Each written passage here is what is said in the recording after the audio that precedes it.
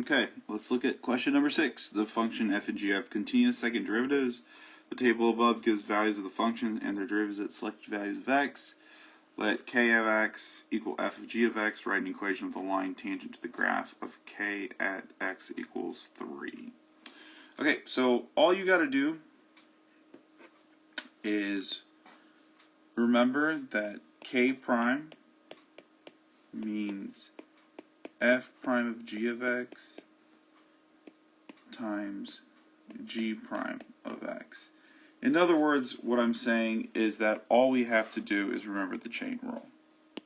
If you wanted to review this topic, you would refer back to chapter 9, page 41, and you see it right here.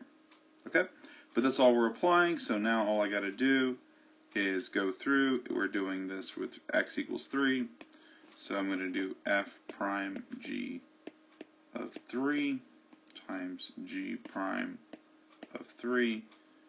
And so if I solve this, I just have to look for what g of 3 is. I see that g of 3 is right here.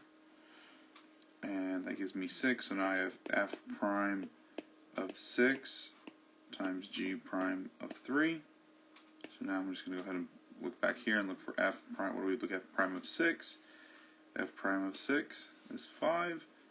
So I'm going to rewrite this as just 5 times g prime of 3. You can do this all at once if you want to. I'm just going slowly, trying to be clear here. G prime of 3 is 2. So now I'm left with 5 times 2, which is 10. Okay? So what does this represent? This is the slope of this, right? At x equals 3. Alright, so are we done? Nope, we are not done.